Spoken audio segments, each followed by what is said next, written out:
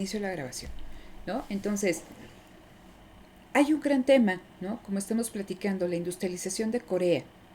Pero cuando yo les digo, ¿no? Problematiza este fenómeno, es que ustedes empiecen esta descripción, ¿no? ¿Qué entiendo por la industrialización de Corea? ¿En qué contexto surge? ¿Quién la incentiva? ¿No? ¿A partir de cuándo? ¿Qué la origina? ¿Cuáles son sus causas?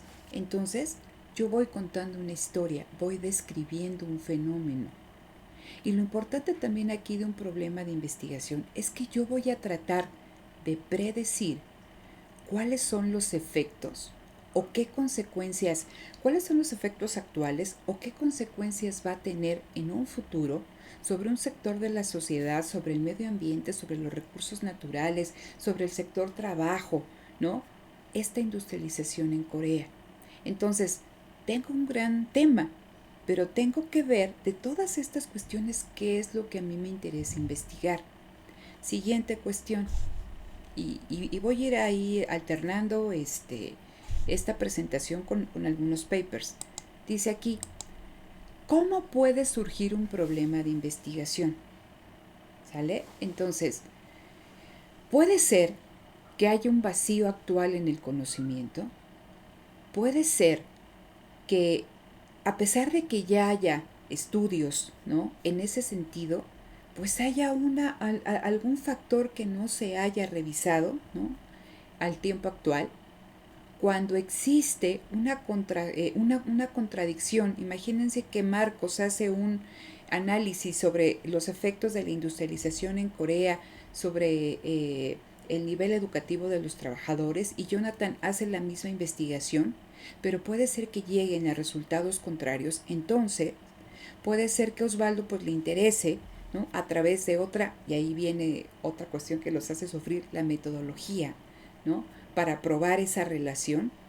Si existe esa contradicción entre el trabajo de Marcos y de Jonathan, pues Osvaldo le puede parecer interesante revisar el fenómeno, ¿no? Abordándolo desde otra perspectiva.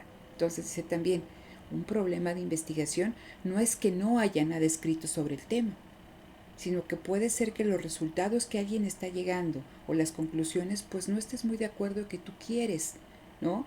Tu hipótesis es otra y que vas a tratar de probarla, ¿sí? Entonces, en esta cuestión, cuando ustedes problematicen, ¿no? El fenómeno que están investigando, dice, se recomienda formularlo, ahorita voy a poner unos ejemplos, siempre de manera interrogativa.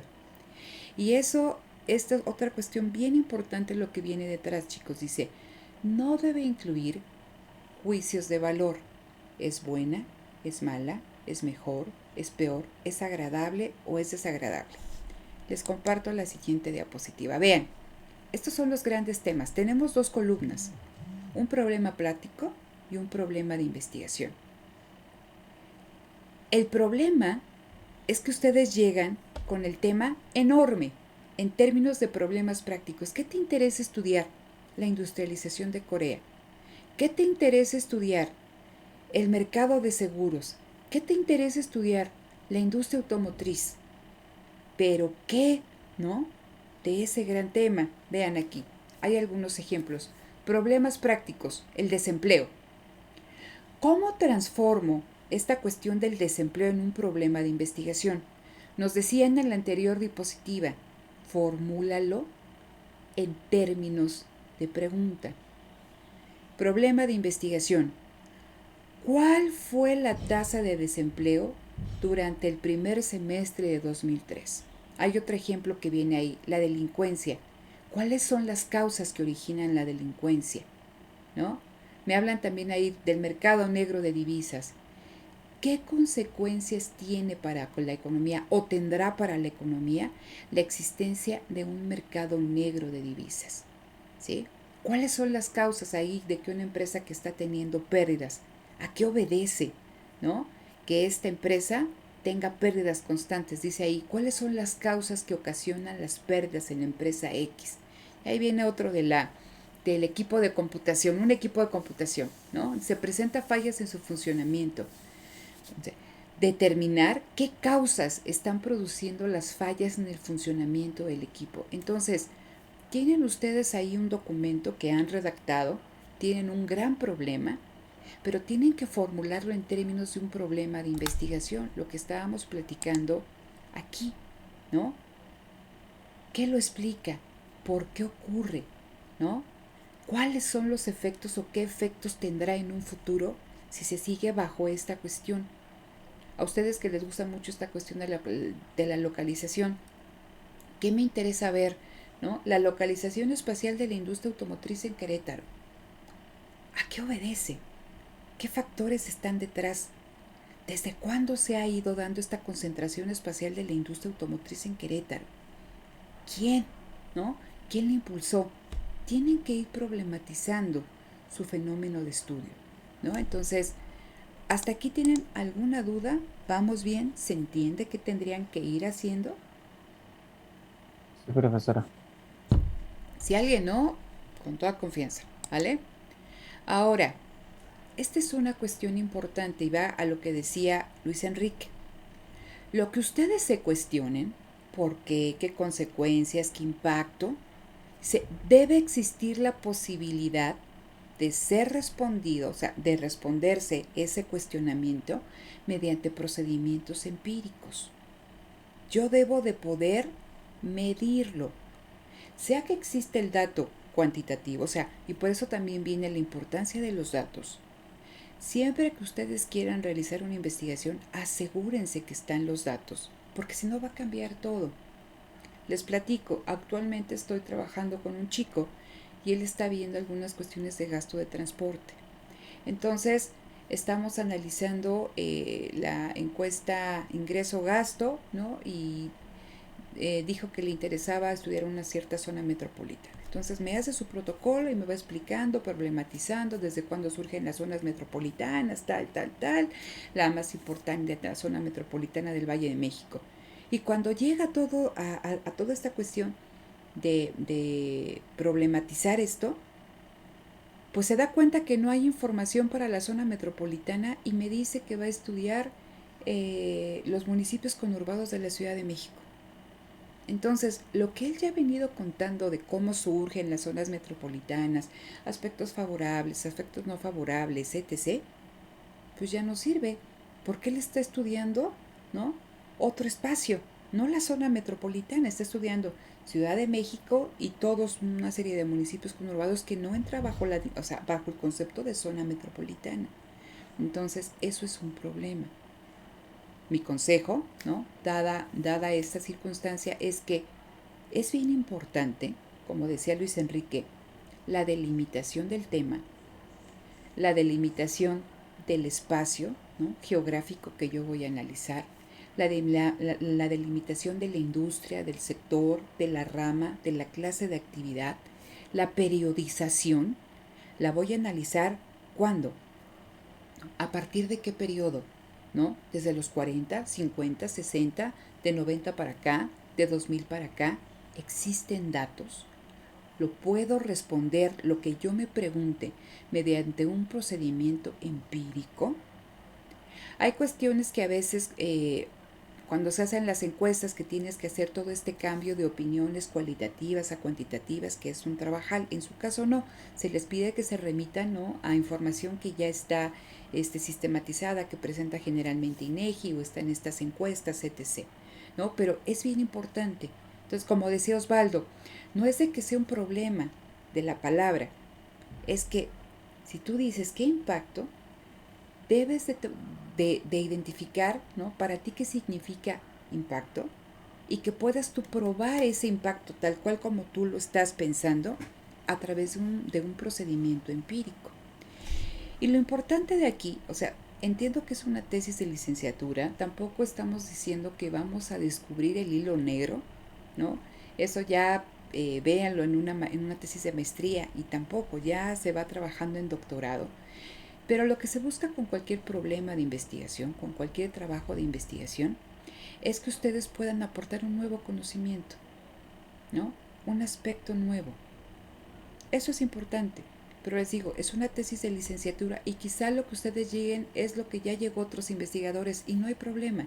Es un trabajo que están ustedes haciendo, pero también es importante que sea un trabajo propio. Lo que nosotros buscamos, ¿no? En el área es conocer qué piensa Luis Enrique de un fenómeno, qué piensa Arturo, qué piensa Jonathan, qué piensa Reyes, Osvaldo. No nos interesa, ¿no? Saber que Luis Enrique es re bueno para el copy-paste. Entonces, que puede tener 5 documentos abiertos y que puede copiar, pegar, copiar, pegar, copiar, pegar, y ya cuando menos se da cuenta tiene 50 cuartillas. Recuerden que está súper penado esta cuestión del plagio, chicos. Entonces, yo prefiero ver, ¿no? Ideas, aunque no estén trabajadas como tendrían que trabajarse, que les falte, pero que sean de ustedes, ¿no? Nos interesa leerlos a ustedes. Nos interesa saber cómo piensan ustedes. ¿Por qué? Puede ser que para algunos sea un esfuerzo fatuo, ¿no? Dirán por ahí hacer un proyecto de investigación si me voy a titular por promedio, o bien un proyecto de investigación con ciertas características y lo necesito para la licenciatura. Pero eso es lo que les van a pedir en su vida profesional. Si ustedes están trabajando en una empresa y les dicen, oye, ¿sabes que tenemos esta problemática? Pues hazte un documentito para ver cómo lo podemos, es lo que tienen que hacer. Y por eso les comento, a veces, entre más abstracto, ¿no? Es la presentación del problema, mayor problema tenemos. O sea, ahí sí, ¿no? Nos cuesta más. A veces poner todo en una hoja significa que ya tenemos nuestro fenómeno bien claro, hacia dónde vamos a ir, ¿sí? Entonces, pero es lo que van a hacer ustedes en su vida diaria como economistas, ¿no? Resolver problemas, o sea, hay problemas, ¿no? Tienen que ver todo el contexto en torno a ese problema, identificar qué es lo que más relevante, qué es lo que les interesa a ustedes investigar. Y también aquí viene esta cuestión más adelante que vamos a platicar de la hipótesis, ¿no? Siempre para una pregunta hay una respuesta. Esa es su hipótesis. ¿Por qué? A ver, bueno, vamos a ir avanzando, pero una hipótesis, recuerden que es una respuesta, ¿no? A una pregunta. Entonces dice aquí, debe existir la posibilidad de responderse mediante procedimientos empíricos.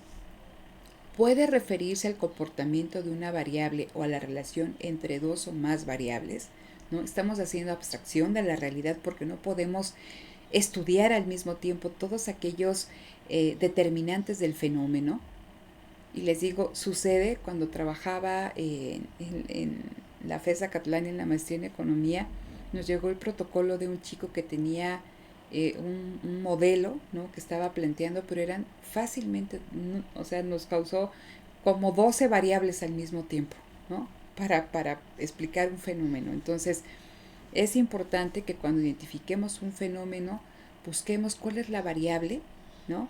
Que lo representa, que lo explica, ¿no? En mayor medida, ¿no? Entonces, eso también es importante. Y eso es lo que decía hace un momento. Deben delimitar entre espacio, a qué población afecta, el tiempo, el periodo. Entonces, si estamos hablando de este gran tema desempleo o el gran tema industrialización de Corea, tengo que ir bajando, bajando, bajando, porque si no las posibilidades, como nos comenta Luis Enrique, se vuelven inmensas y ya no sabes ni qué quieres investigar. ¿Va? Entonces, dice aquí, condiciones que debe reunir un problema de investigación. Puede haber preguntas que se formulen de manera incorrecta y otras preguntas que sean las correctas. ¿Cómo identifico una y otra? Jamás hagan preguntas en términos de que se puedan contestar con un sí o con un no. Vean, dice, pregunta formulada de manera incorrecta. ¿Contribuye la lectura al desarrollo de la memoria? ¿Ustedes qué creen? ¿Que sí o que no? Depende de qué lea. No, yo digo que sí. Pues sí. ¿Influye el entorno familiar en el rendimiento escolar? Sí. Pues sí. Sí. Y ahí se acabó su tesis, ¿no? Es una pregunta formulada de manera incorrecta. No tenemos que formular una pregunta de investigación que se pueda contestar con un sí o con un no. Una pregunta correcta, ¿cómo sería? ¿Qué relación existe o cuál es la relación entre la lectura y desarrollo de la memoria? ¿Cómo influye el entorno familiar en el rendimiento escolar? ¿No? ¿Cuáles son los condicionantes, ¿no?, económicos para que se establezca la industria automotriz en Querétaro? ¿No? ¿Qué explica la concentración del sector eléctrico electrónico, ¿no?, en Baja California? ¿Sí? Entonces, es diferente decir, ¿el sector eléctrico electrónico en Baja California está concentrado? Pues sí, a decir, ¿qué lo explica? Entonces, eso es bien importante cuando ustedes formulen su pregunta de investigación. ¿Sale? Entonces, nunca contestarle en términos de un sí o un no. Ahorita vamos a ver algunos ejemplos. Vean, entonces, también a ustedes les dicen, ¿qué es el planteamiento de un problema y la formulación de un problema? El planteamiento, lo voy a leer tal cual y ahorita lo explico. Dice, describe de manera amplia la situación objeto de estudio.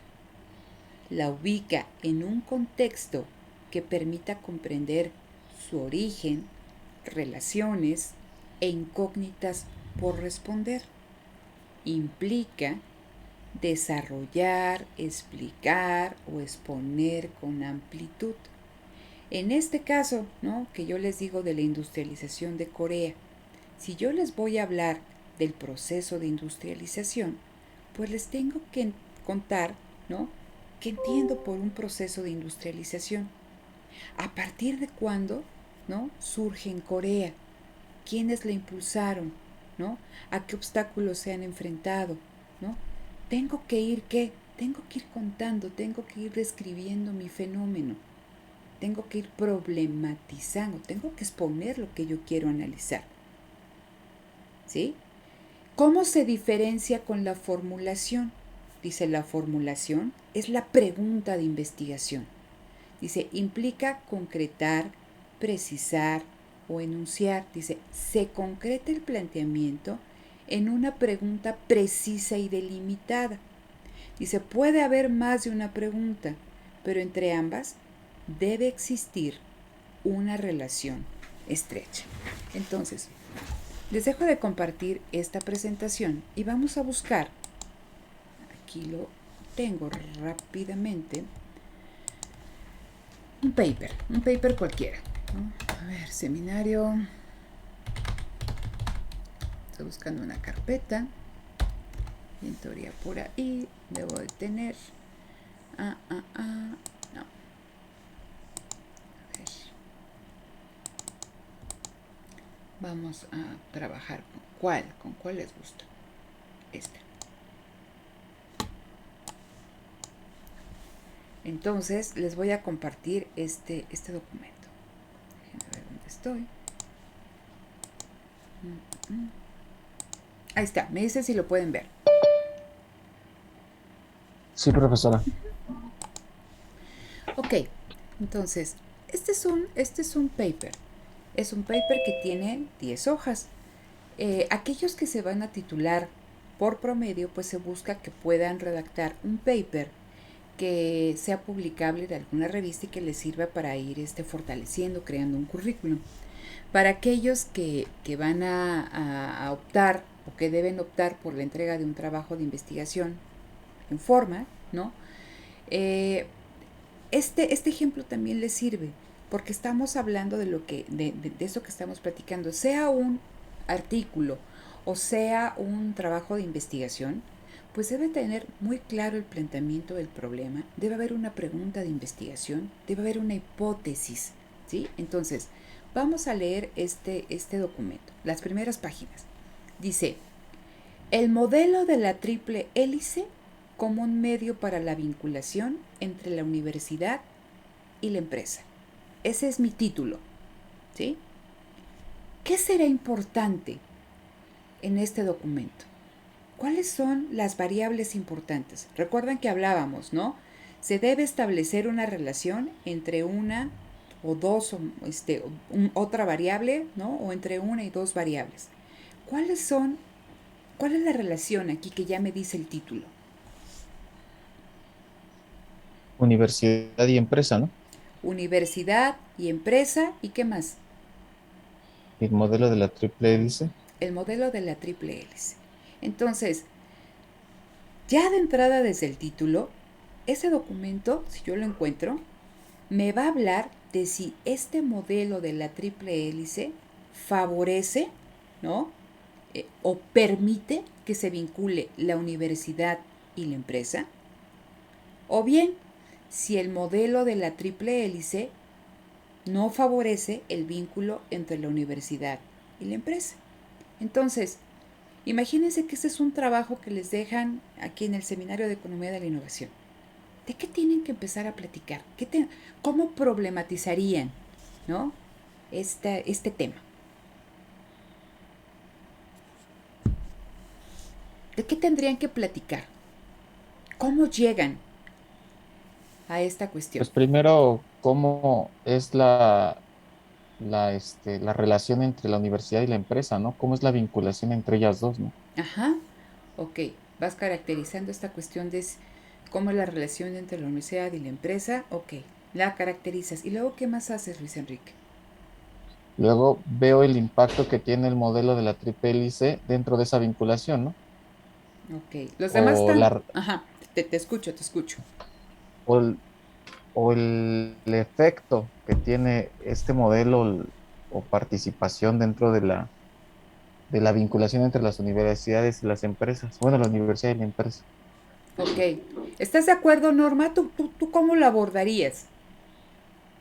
Este es el título, ¿no? Te lo da tu asesor. A ver, Norma, ¿qué contarías? ¿Cómo contextualizas? Ok, primero tendría que dar como que una breve introducción a lo del modelo de la triple hélice para posteriormente relacionarlo con la universidad y la empresa. Ok, entonces ya tenemos dos visiones, ¿no? Norma dice que ella iniciaría comentando, ¿no?, las características del modelo de la triple hélice, y Luis Enrique dice, ¿no?, que él empezaría en caso contrario, hablando, ¿no?, de qué es lo que caracteriza de manera normal a la relación entre la universidad y la empresa, y después, ¿no?, introducir al modelo de la triple hélice para ver si favorece o no esta vinculación. Entonces veamos cómo lo aborda el autor. Ahorita regresamos al resumen. Vean, introducción. Dice, el desarrollo de nuevas formas de cooperación ha originado por más de 10 años que las incubadoras de empresas, el desarrollo de spin-off y la transferencia tecnológica sean algunos de los aspectos que son considerados a través de esta cooperación. Esta autora en este párrafo está enfatizando qué cosa, la cooperación, ¿no? La cooperación. Dice, las empresas, con la cooperación de las universidades, han manifestado que la vinculación entre gobierno, universidad y empresa está tomando importancia en el intercambio de conocimientos y por ende de relaciones, lo que propicia un ambiente donde estas vinculaciones son consideradas como parte del desarrollo de un país, generando nuevos conocimientos. En la actualidad, las investigaciones son planteadas desde una perspectiva de necesidades de cooperación entre las empresas, con el propósito de desarrollar nuevos productos como estrategias que ayuden a fortalecer y generar nuevas tecnologías, la diversificación, los nuevos conocimientos, el desarrollo, la investigación e innovación. Fíjense, en esta introducción, en estos 3 párrafos, la autora ha dicho, ¿no?, la cooperación entre empresas y universidades es importante. ¿Para qué? Para intercambiar conocimientos y para desarrollarlos. Y a lo largo de estos años han surgido nuevas formas de cooperación, llámense incubadoras, spin-off, etc., ¿no? En estos 3 párrafos, la autora no suelta lo que a ella le importa, ¿no? La cooperación, ¿no? Resalta la cooperación. Y en este párrafito dice, es así que la vinculación entre la empresa y la universidad y el modelo de la triple hélice plantea un nuevo paradigma que propicia una misión emprendedora para la universidad. A partir de este enfoque, la noción de universidad emprendedora se ha desarrollado con mucha más importancia, utilizando avances para el desarrollo socioeconómico, patentes, licencias y tal. Dice, esto ha producido un cambio de actitud entre los académicos respecto a la colaboración con la empresa. Entonces, en estos 3 párrafos me dice, importa la cooperación, importa que las empresas cooperen entre ellas, ¿no? Que se vinculen con la universidad, y luego dice, hay algo nuevo que se llama modelo de la triple hélice, ¿no? Que se presenta como un nuevo paradigma y que favorecería o que propicia un mejor vínculo entre la empresa y la universidad, ¿no? Y entonces aquí va citando, fíjense, algunos autores, ¿no? Ekowitz afirma que los nuevos arreglos sociales y canales de interacción son necesarios si la industria y el gobierno están unidos por la universidad. Te va dando datos que están reforzando esta idea. Luego dice aquí, antes de que entremos a algo más, dice, el cambio tecnológico, la cooperación empresarial con las universidades es un aspecto que ha tomado mayor auge en los últimos tiempos.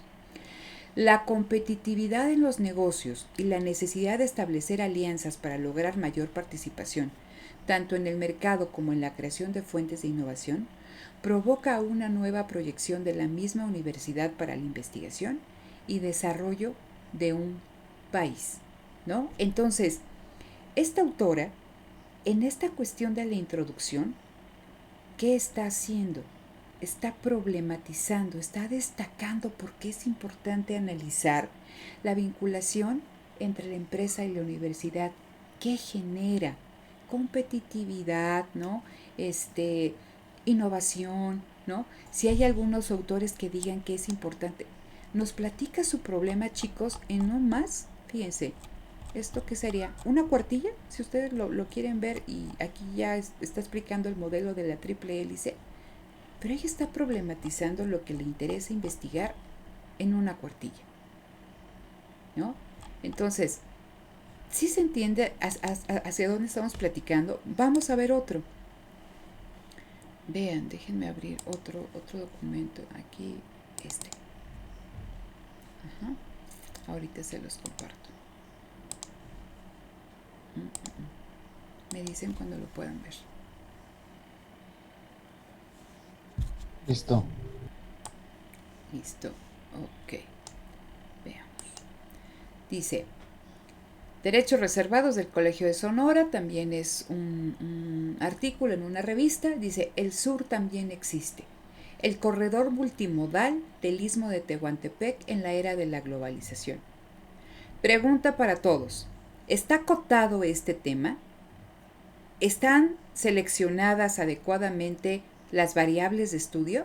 ¿Quién me dice si sí o no? Y si sí o no, ¿por qué? Yo digo que el espacio o o acotado del lugar, sí.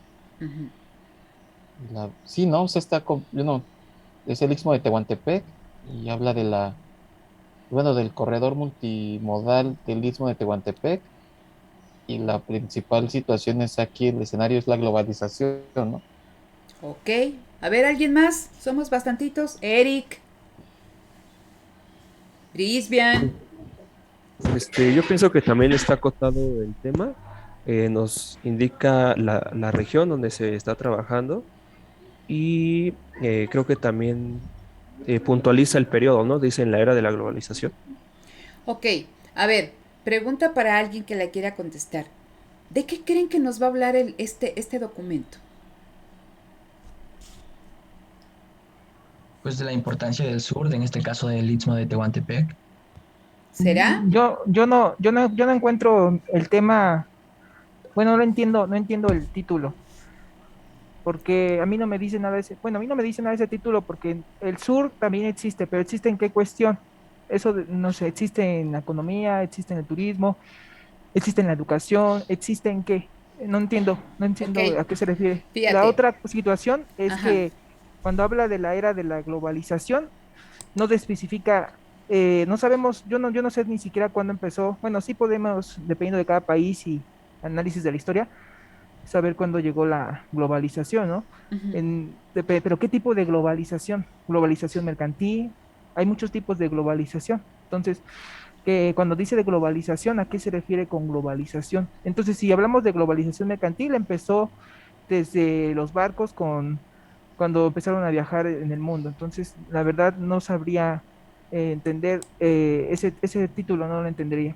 Ok, gracias Arturo. Fíjense, aquí es interesante porque cuando nosotros leemos un documento, también es importante a quién va dirigido ese documento, ¿sí? Entonces, esta revista de Región y Sociedad del Colegio de Sonora, pues no es que llegue a todas las casas, ¿no? Llega un público especializado, un público que conoce de sociología, un público que conoce de economía, un público que conoce de cuestiones metropolitanas, de cuestiones geopolíticas, ¿sale? Entonces, asumes que estas personas que te están leyendo tienen un background, que tienen un contexto. ¿Son buenas las acotaciones que hace Arturo? Sí, pero fíjense, cuando nos dice el sur también existe, eso implica que nosotros como lectores sabemos, ustedes como licenciados en economía, no les tendría a ustedes que resultar desconocido, es que el sur a lo largo del tiempo, ¿no?, ha permanecido en un olvido permanente. Si lo vemos en términos regionales, señores que estudian aquí en relaciones productivas en México y en el área de concentración. Entonces sabemos que el grueso de las actividades económicas están, ¿no?, en el norte y en la región centro, ¿no?, en el Bajío. Pero del sur, aquellos que están revisando, ¿no?, todo esto con la doctora Betty o con la doctora, creo que es con Mónica, esta cuestión de la apicultura o del turismo, pues ven que el sur en términos de actividades económicas ha quedado rezagado y que se mantiene a través del turismo. Entonces, con esta simple línea, con esta palabra, o sea, eso es lo que le llega al lector y es lo que tendría que conocer. Es lo que ustedes deben, o sea, ese background es el que se les pide, ¿no? Entonces, cuando me dice a mí este autor, Marner, el sur también existe, ¿no? Nos está hablando de eso. Nos está hablando de que el sur ha estado olvidado, pero ¿qué crees? Aquí está el sur. Luego dice 2 puntos. El corredor multimodal del istmo de Tehuantepec en la era de globalización. Entonces, fíjense, está estableciendo una relación entre este corredor multimodal del istmo, ¿no?, y el sur. ¿De qué manera este corredor multimodal puede impactar a que el sur empiece a surgir, ¿no?, a que deje de estar abandonado? Entonces, por eso, cuando ustedes están escribiendo, también tienen que saber a quién les va a llegar su documento. ¿Sale? O sea, eso es importante. Y aquí nos dice, en la era de la globalización, el término globalización ya trae detrás bastante polémica. Existen sociólogos, como el término del capitalismo, ¿no? Entienden, hay sociólogos que me dicen que ya había capitalismo desde las ciudades-estado italianas. Para Marx, ¿no?, el capitalismo surge con los mercados de trabajo en la revolución industrial. Es lo mismo con esta cuestión de la globalización. Pues el mundo ya estaba globalizado, ¿no? Si estamos hablando de los fenicios, de los griegos, porque las ciudades, ¿no?, aquellos territorios que eran relevantes en ese momento estaban en contacto uno con otros. Pero de manera general, toda esta cuestión de la globalización ocurre a partir de la década de los 90 para acá, ¿sí? Entonces son cuestiones que están socialmente, o sea, si bien el término tiene una contradicción y puede haber polémica, pues está socialmente entendido que la globalización, ¿no?, se ha hecho, ¿cómo se llama?, manifiesta a raíz de que terminan todos estos procesos de industrialización de los 40, 50, 60, 70, que termina la Guerra Fría, ¿no?, y que en los 90 está toda esta cuestión de la globalización. Pues ese es un background que ustedes deben de tener, ¿sí? Entonces, con esta cuestión me están diciendo cómo el corredor multimodal, ¿sí?, podrá ayudar o no a que el sur surja. Eso es lo que está detrás de este título, ¿sale? Vean, vamos a leer el resumen. Recuerden que el resumen da una cuestión condensada de lo que va a ser su investigación. Por eso lo que yo les pido a ustedes, prácticamente es un resumen lo que ustedes están haciendo. Y a veces nos cuesta mucho trabajo porque no tenemos ni idea de qué estamos investigando ni para qué lo queremos. Entonces dice, resumen, después de un siglo de la época de mayor esplendor del cruce, ¿sí están viendo esto, chicos? Porque aquí me dice que está pausada y nadie me dice nada. ¿Sí se veía? Sí, estaba No, no viendo. veíamos. Ok, No veíamos el resumen. bueno, ya le moví al resumen. Dice, después de un ciclo de la época de mayor esplendor del cruce interoceánico del Istmo de Tehuantepec, por donde llegaron a circular grandes volúmenes de mercancías entre el Océano Pacífico y el Atlántico, en los albores del siglo XXI se busca implementar el proyecto Sistema Logístico del Istmo de Tehuantepec para volver a posicionar a esta región del sureste mexicano como eje relevante de movilidad articulado a las modernas redes de transporte de la globalización.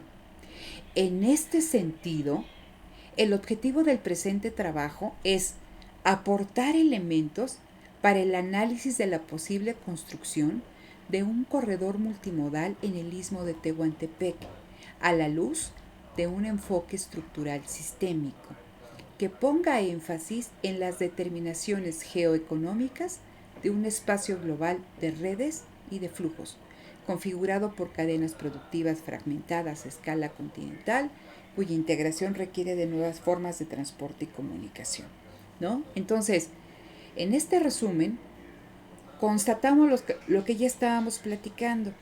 En un pedacito nos dice, oye, ¿qué crees? El Istmo de Tehuantepec ha sido importante, ¿no? Y tuvo una época de esplendor. Y ahora, en los albores del siglo XXI, hay un proyecto que se llama Sistema Logístico del Istmo de Tehuantepec, que tiene como objetivo volver a posicionar a esta región del sureste mexicano en términos de esta movilidad, ¿no?, de las mercancías. O sea, ¿cómo podemos ayudar al sur a que resurja o a que surja, ¿no?, a través de volverlo un nodo importante en términos de redes de transporte? Que este sistema le permita a esta región, ¿no?, convertirse en un actor relevante para llevar las mercancías que se producen aquí al resto del mundo y también para distribuirlas que llegan al interior de México y hacia otros lugares, ¿no? Entonces, eso es lo que dice él, en poquitas palabras. Nos está diciendo, a ver, esto es importante y por esto yo lo quiero revisar, ¿no? Y nos dice, el objetivo del presente trabajo es aportar elementos, ¿no?, para analizar la posible construcción de un corredor multimodal. Y también nos da aquí otra información en este resumen, a la luz de un enfoque estructural sistémico, ¿no? Nos está diciendo cuál es la construcción teórica, cuál es la teoría que le va a dar sustento a su argumentación. Cuando ustedes revisan, ¿no?, cuando ustedes están diseñando su proyecto de investigación, las afirmaciones que ustedes ahí hagan de por qué es importante este proyecto de investigación en términos que están viendo cuestión de competitividad, ¿no?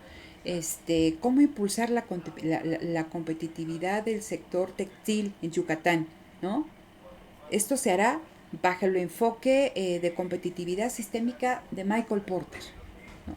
Deben de tener muy claro cuál es el enfoque teórico que les va a permitir también a ustedes desarrollar su proyecto de investigación, porque a veces también tenemos confusiones, ¿no?, a ese nivel. Entonces, esto lo dice en el resumen. Y ya más adelante, si ustedes leen el documento, donde viene aquí, antecedentes e introducción. Entonces, él nos empieza, es lo que les digo, problematicen. Él empieza a decir, ¿qué creen? Que en 1907 el Istmo de Tehuantepec, ¿no?, tuvo su periodo de esplendor. Y nos habla de Porfirio Díaz y cómo el ferrocarril permitió que esa zona del sur fuera importante. Y vean, va dando datos. En 1914 se inaugura el Canal de Panamá y se abandona el corredor del Istmo de Tehuantepec, ¿no? Y a partir de esto, dice aquí, vino un declive, ¿no?, que llevó a una crisis. Dice, tan severa fue la crisis que Salina Cruz quedó cerrado a la navegación. ¿Qué es Salina Cruz? El puerto de Salina Cruz. No sé, buena parte de la población emigró al estado de Veracruz, ¿no? Y empieza aquí dice, tal, ¿no? Dice, la crisis, ¿no? Dice, ¿pero qué creen? Dice, en los años 40 se rehabilitaron algunos astilleros, pero se abandonaron. Está problematizando. Se toma de su elemento central que es, ¿no? El istmo de Tehuantepec, cómo tuvo una época de esplendor, cómo a raíz de esta cuestión del canal de Panamá entró en declive, que se hicieron algunas cosas en los años 40, pero que se fueron abandonando. Y vean, nos introduce a lo que él va a analizar.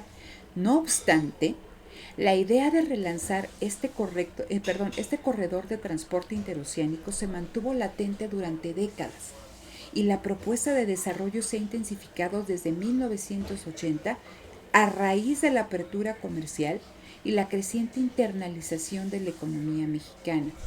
En 2007, a 100 años del periodo de esplendor comercial del cruce por el Istmo, se busca implementar el proyecto Sistema Logístico del Istmo de Tehuantepec para activar un corredor multimodal complementario a la cada vez más congestionada vía del Canal de Panamá, ¿no? Y aquí empieza a explicar este proyecto que busca, ¿no?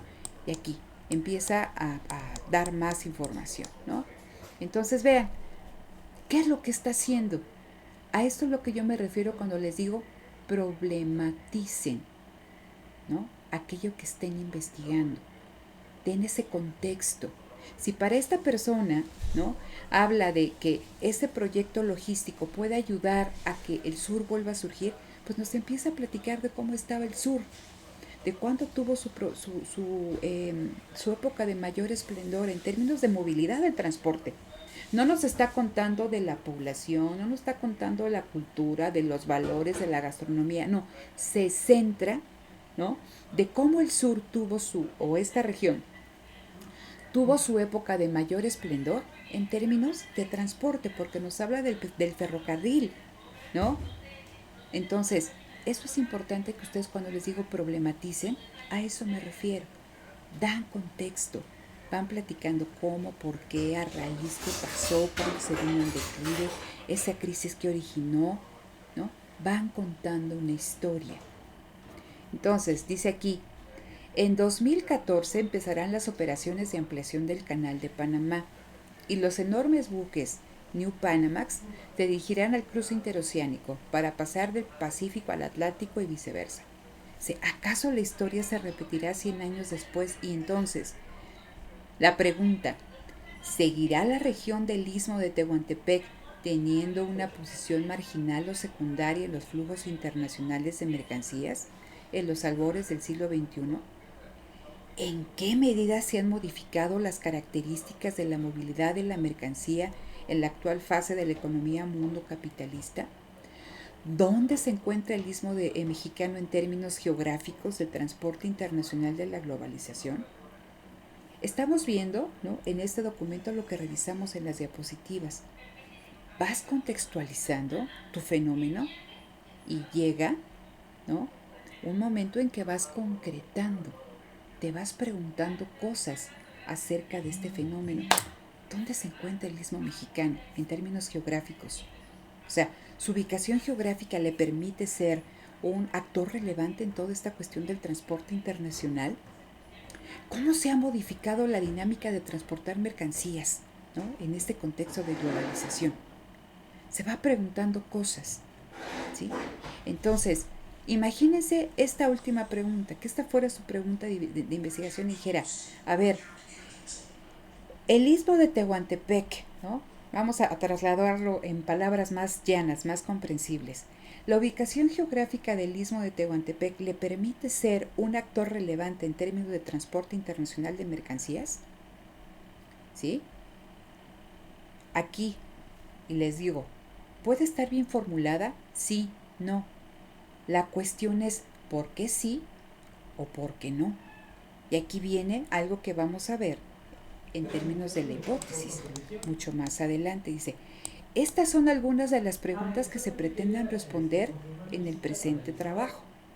Y nos recalca el objetivo, cuyo objetivo principal es aportar elementos para el análisis de la posible construcción de un corredor multimodal en el Istmo de Tehuantepec.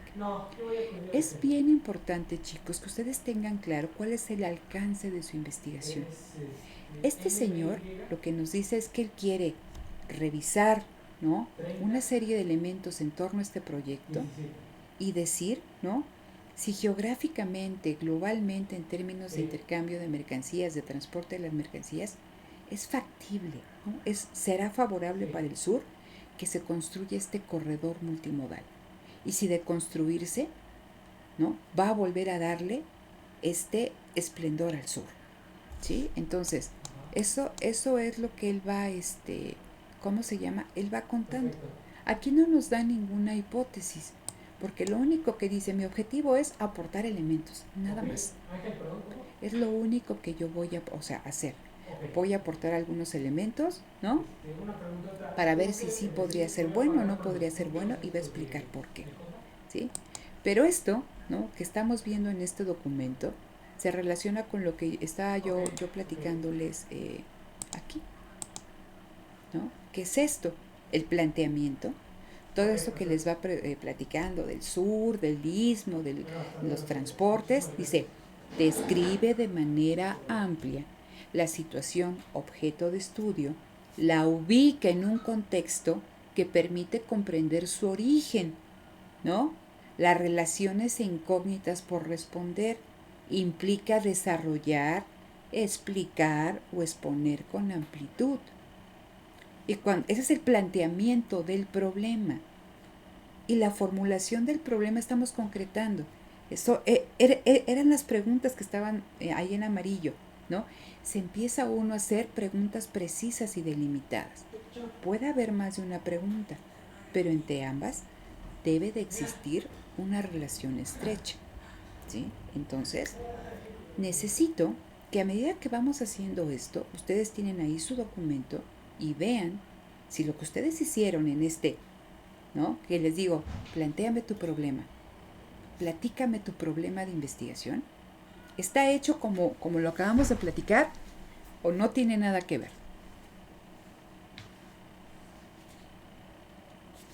¿Ya se me durmieron? No, aquí andamos. No, aquí estamos. Enrique se está viendo la novela o está comiendo. A ver, cuéntenme. ¿Eso es lo que ustedes hicieron en su planteamiento del problema? Mm, en teoría, yo no. Lo que pasa es que ahorita ya me está quedando más claro, es algo que, o sea, para que quede un poquito más puntual. Uno entiende a veces cuando nos dicen, pues plantea un problema, es pensar que existe un problema real como tal, así de, es una bronca, ¿no? Casi, casi. Pero lo que entiendo ahorita como planteamiento de problema es explicar o plantear preguntas que describen de manera puntual, pues, el objetivo, ¿no? O que tratan de explicar el objetivo fuera del contexto problema, ¿no? Como tal. Fíjate, Enrique, aquí es importante, a veces son cuestiones conceptuales meramente, ¿no? Sí. Pero una cosa es el planteamiento y otra es la formulación. La formulación Ujú, es tu pregunta de investigación, ¿sale? ujú. El planteamiento es el contexto que tú le das. ¿Qué vas a analizar tú, Luis Enrique? El desarrollo económico dentro de la región centro-norte. Bueno, mejor dicho, el impacto de la industria automotriz en el desarrollo económico de la región centro-norte. Ok, fíjate. Entonces, tenemos industria automotriz, ¿no? Sí. ¿Cómo se relaciona, ¿no?, la industria automotriz con el crecimiento económico de la región centro-norte? ¿Cómo empezarías a plantear tu problema? Pues, ¿Qué empezarías a contarnos? ¿De la industria pues automotriz o de la región centro-norte? primero creo que de las características de la región centro-norte Ajá. y después las características de la industria automotriz dentro de la región centro-norte, porque no es lo mismo la que está instalada en el norte del país o la que está instalada en otros lados que la que está precisamente en la región centro-norte. Fíjate, esto es interesante. A eso me refiero con el planteamiento del problema. empiezas a platicarle, así como en este documento. La región centro-norte, ¿no? Se constituye o está conformada por las entidades de... Pues yo puse Aguascalientes, Ujú. Guanajuato, Querétaro, San Luis Potosí, Jalisco y Michoacán. ¿No? La región centro-norte, de acuerdo a la clasificación, ¿no? realizada por el Instituto Nacional de Estadística y Geografía, INEGI, ¿no? Está conformada por las entidades de tal, de tal, de tal, de tal. Esta, Ujú. ¿no? ha sido una región importante, ¿no? a lo largo, o ha desempeñado una región importante a lo largo del tiempo. ¿No? En los años de los 40, ¿no? se convirtió en una de las más dinámicas en términos de crecimiento del empleo, de tal cosa. ¿No? O sea, empiezas a caracterizar a la región de estudio. ¿No?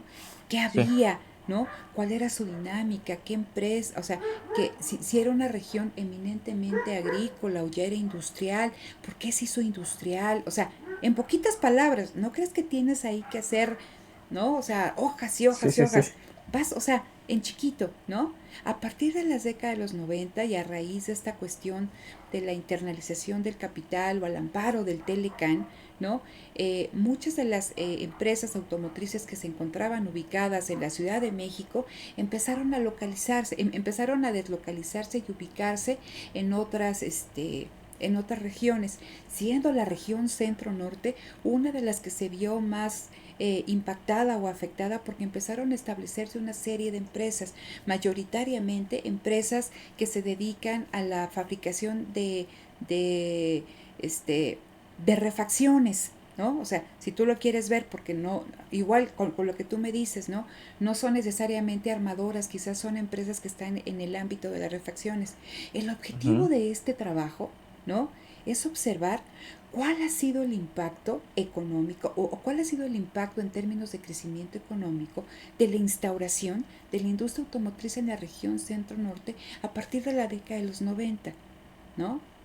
Entonces, a eso me refiero con el planteamiento. Tú le vas contando, ¿no? Ok, ok. ¿Sí me explico, Luis Enrique? Sí, sí, Sí, sí. sí, sí se entiende para todos. Estoy utilizando aquí el ejemplo de Luis Enrique, ¿no? Entonces, ¿no? Ese es el objetivo. Entonces, luego ya llegamos a toda esta cuestión, a la formulación y a la pregunta a la hipótesis, ¿no? Entonces, pero así le tienen que ir contando ustedes, ¿no? A su lector, Ok. así tienen que ir desarrollando. Platicaba, bueno, aquí tengo a María y a Buyoli que están trabajando la desindustrialización de la Ciudad de México. Entonces, cuando les digo, plantéame, o sea, ellos tienen que conocer qué es industrialización, el fenómeno de la industrialización y el fenómeno de la desindustrialización.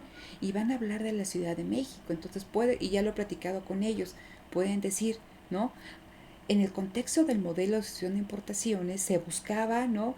Generar procesos endógenos de acumulación sustentados en el desarrollo de una industria nacional fuerte, ¿no? Dinámica, que permitiera disminuir la dependencia que se tenía en términos de las importaciones de productos manufacturados del exterior, ¿no? En este contexto se hicieron tales políticas y, ¿no? generalmente las actividades económicas se concentraban en la Ciudad de México, Guadalajara y Monterrey. En el caso de la Ciudad de México se caracterizó por esto, por esto, por esto, por esto. Sin embargo, a raíz de la década de los 90 se ha visto que se ha dado un fenómeno contrario. Las industrias han salido de la ciudad y han empezado a salir. Empieza a contar y luego dice, ¿qué explica este fenómeno? O sea, ¿sí me explico hacia dónde voy, chicos? ¿Qué es el planteamiento del Sí, problema? ¿Qué es lo que tienen que ustedes hacer en esta participa? Le tienen que contar, ¿no? Cada uno con lo que está trabajando, pues tiene que dar ese contexto en el que se inscribe el fenómeno en el que están investigando. No sé si a alguien no le queda eh, claro esta cuestión.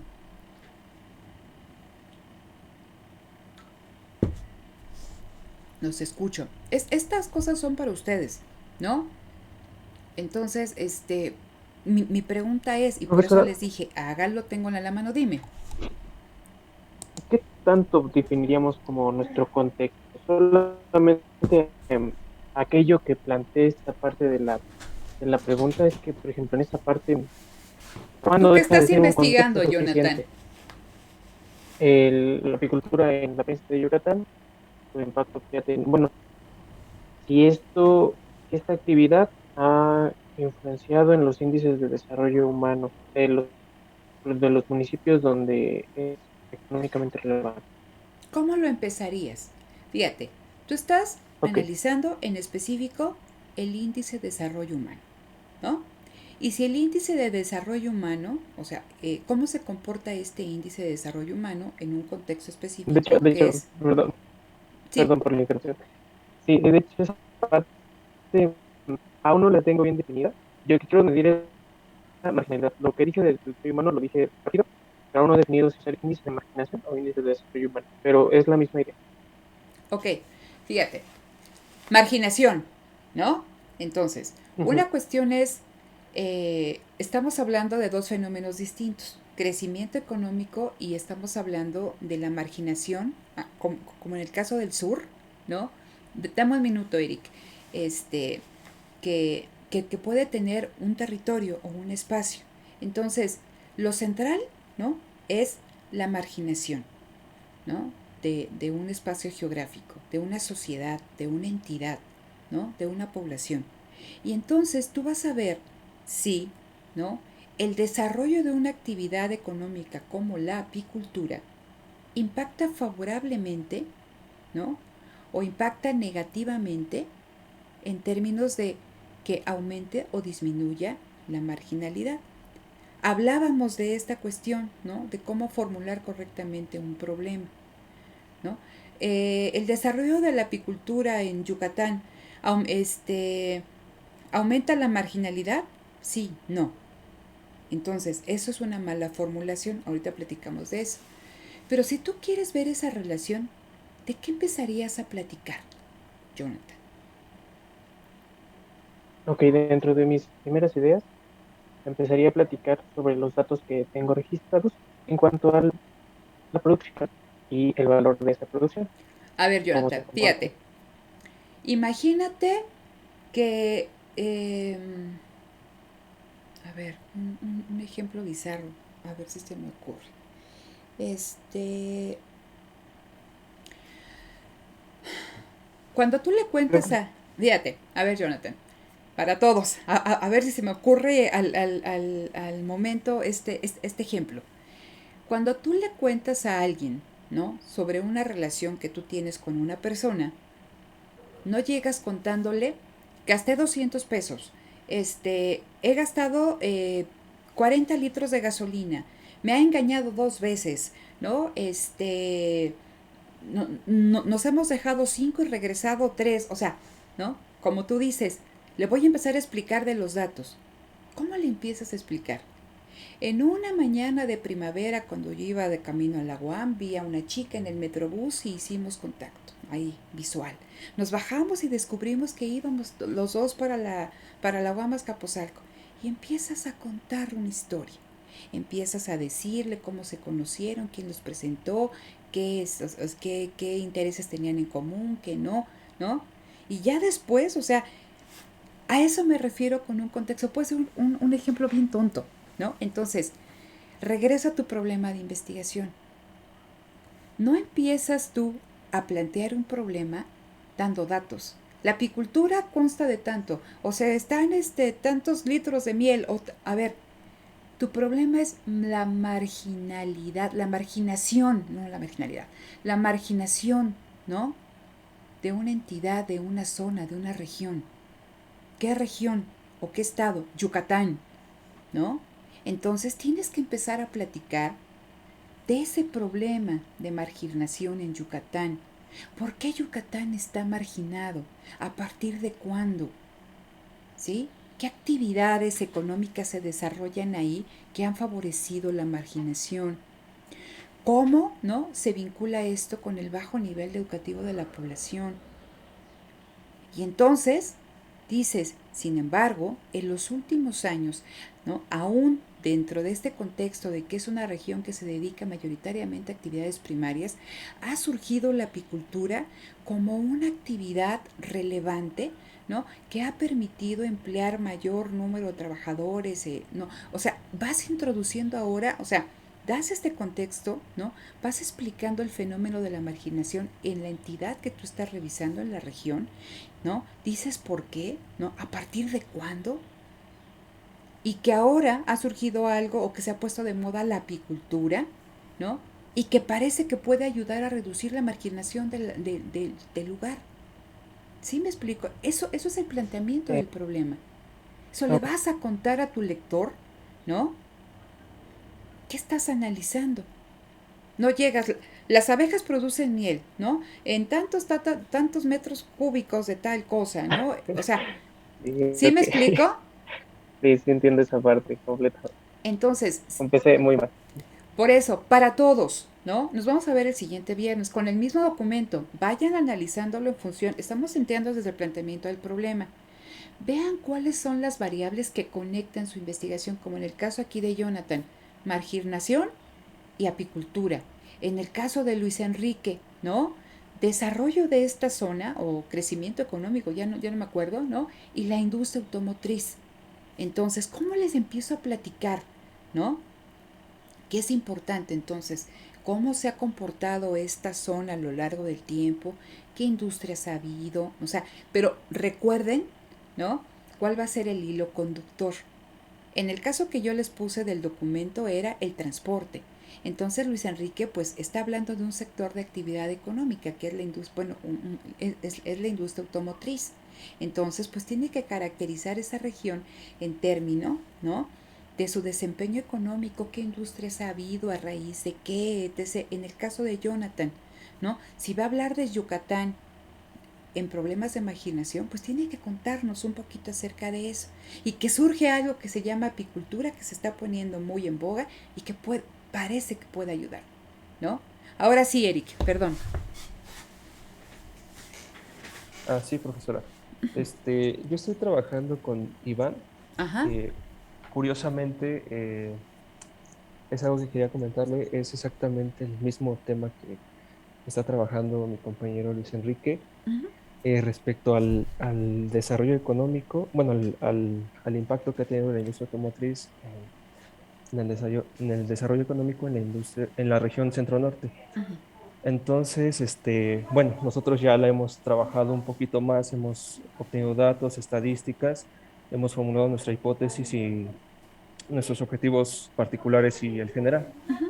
Pero bueno, quería pues abordar esta cuestión porque pues creo que es importante esclarecer si es correcto que, bueno, sé que pueden suceder este tipo de cosas, pero no sé qué tan correcto sea. Ok, fíjate, Eric, no hay ningún problema porque no, o sea, estamos analizando el impacto y regreso a la palabra impacto, que ya discutí aquí con su compañero, el impacto de la industria automotriz en una región. Pero no necesariamente lo van a abordar desde el mismo aspecto. Impacto, dice, en términos pues, de crecimiento económico. ¿En qué vas a ver? Puedes hablar, ¿no? En específico, en términos del PIB de la entidad o del PIB de la industria automotriz y su impacto ahí, o puedes destacar cuestiones de salario, o puedes destacar cuestiones de empleo, ¿no? Puedes destacar un montón de cosas, ¿no? Imagínate que están estudiando el mismo fenómeno y, o sea, las mismas variables, pero debe de haber una hipótesis y no necesariamente la hipótesis de Luis Enrique va a ser la misma que la tuya y la de Iván. Digo, se vale que sean temas, ¿no? Similares, las conclusiones a las que lleguen, las variables a las que les den más peso, pues son distintas. Digo, no hay ningún problema. Adelante, Luis Enrique.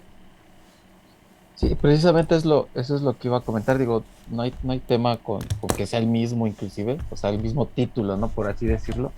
Creo que se puede abordar de diferentes maneras. Hay inclusive en algo que yo he estado leyendo mucho es acerca del, por ejemplo, el marco teórico que voy a utilizar. pues hablar de desarrollo, ¿no? Y hay un montón hay varios enfoques para hablar de desarrollo económico. Y depende el enfoque, pues depende la variable, ¿no? Entonces, por ahí hay grados de libertad y hay grados de poder abordar el tema de diferente forma, ¿no? Claro, claro. Entonces, está padre. Al final Está del día está padre. padre. Y por eso yo también les digo, pero ya salgan de la industria automotriz, no sean ingratos, ya dejen de estudiar automotriz, aeroespacial, ¿no? Hay un montón de sectores bien bonitos que se pueden estudiar y que con los temas que se manejan aquí desde el área, ¿eh? O sea, redes, territorio, cuestiones, ya échenle un ojo aquí a empresa, no sean ingratos, ¿no? Modelos de negocio, ¿cómo se llama? Estrategias de ganancia, etc., ¿no?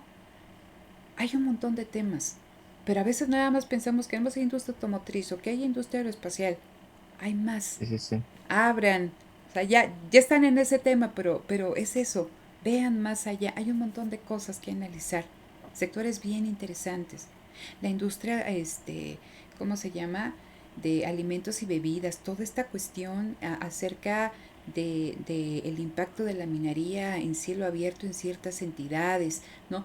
Todo esto que se ha surgido a raíz de las refresqueras, ¿no? Las del agua, ¿no? Cómo están impactando a los recursos en este caso, de agua, de las comunidades. Hay un montón de cosas, o sea, la industria textil, ¿por qué ya desapareció? En algún lugar es relevante, ¿qué es lo que no permite que se pueda vincular a las cadenas globales de valor? Hay un montón de cosas, ¿no? Pero a veces nada más pensamos que es automotriz y textil. Y perdón, automotriz y aeroespacial. Y párenle, ya no hay nada más, ¿no? Hay muchas cosas. Pero a pesar de que estudien un tema, pues el abordaje teórico, las variables que ustedes resalten como las que explica el fenómeno, ¿no? Pues son diferentes y por eso les digo, puede ser como el efecto de la industria automotriz sobre el empleo, sobre las capacidades, ¿no? De los trabajadores, sobre los salarios, ¿no? Sobre las oportunidades de trabajo, sobre un montón de cosas. Y la hipótesis también es, o sea, la pregunta no necesariamente es la misma. Y por ende, pues la respuesta a la pregunta no necesariamente es la misma. Perdón, la respuesta. ¿Sale? Entonces, mi consejo, chicos, es que, por favor, para la siguiente ocasión que nos reunamos el próximo viernes, tengan su documento a la mano. Ya vimos esta parte del planteamiento. Revisen, ¿no? Si lo que ustedes hicieron, ¿cómo se llama? Se corresponde con lo que acabamos de platicar, pónganle una palomita. Y si no, de una manera bien concreta, ¿sí? O sea, sintética, expliquen, ¿no? Traten de volver a plantear, ¿no? El fenómeno que están investigando. ¿Sale? Y si alguien tiene duda, lo platicamos el siguiente viernes. Vamos a ir avanzando, ¿no? Estamos con el planteamiento, vamos a hablar de los objetivos, vamos a hablar de la hipótesis, ¿no? Pero ahora me interesa que ustedes contextualicen. Sí queda claro qué es lo que tienen que hacer. Pues si ya lo hicieron, pues ya pónganle la palomita, ¿no? El cheque, ¿no? Pero si no le han hecho, díganle, a ver, ¿qué me faltó? ¿Cuáles son las variables, ¿no? Clave en la investigación. ¿Qué tengo que empezar? ¿Qué variable tengo que empezar a contar la historia de esa variable? ¿No? Como en el caso de su compañero, apicultura y marginación. Ah, pues empiezo por la marginación de esa entidad. ¿Por qué? ¿A qué se debe? ¿Qué la ha causado? ¿No? Voy dando algunos datitos, ¿no? Y luego ya empiezo a introducir, como en el caso de la triple hélice, ¿no? El problema de la cooperación. Y nos va contando la cooperación. Pero hay algo que se llama triple hélice que dicen que funciona. Chuchito Pérez dice tal cosa, ¿no? Evaristo Cruz dice otra cosa. Entonces ahí ya ustedes van contextualizando. Dime, Iván. Sí, doctora. Solamente quería ver si nos podría como señalar algunos puntos en general o algunas observaciones sobre el documento que estamos trabajando. Estoy trabajando con Eric, como le comentó, y pues tenemos ya como nuestro objetivo en general, tenemos como la problemática y tenemos como los objetivos específicos. Y no sé si pudiera echarle como un vistazo así como rápido, doctora. Mira, ahorita tengo ya sesión con Ok. casi a las 2, ya casi, porque tengo alumnos de doctorado que van a presentar el día de hoy, tienen que mandar su su capítulo 1, ¿no? Entonces Ok. tengo 2 y estoy trabajando con ellos. Si gustas, envíenmelo, yo lo reviso en el transcurso de este fin de semana y la próxima semana que nos veamos les doy retroalimentación si gustan y aquí lo comentamos con todo el grupo. ¿Les parece? Ah, perfectísimo. Sí, ya para el siguiente viernes igual ya seguimos comentándolo, ¿no? Ok. Sí, sí, sin ningún problema. Entonces, a ver, dejo de compartir hasta acá. Los demás, ¿sí entendieron qué es lo que tienen que hacer, chicos? Gracias, doctora. No, de nada, Sí, Iván. sí, sí. ¿Sí? Ya quedó Entonces, más claro. si no lo han hecho, o sea, si lo hicieron y corresponde a como lo comentamos ahorita, pónganle palomita. Si no, María, Javier, échenle ojo, vamos a vernos, platicamos de eso el día del que tengamos nuestra sesión, pero a eso me refiero con el planteamiento del problema. A eso me refiero, platíquenme, ¿no? Contextualicen su fenómeno, ¿no? El que están investigando, el que van a analizar. Y en chiquito, ¿no? Eso es lo que quiero, ¿vale? Entonces, Ok, profesora. detengo la grabación.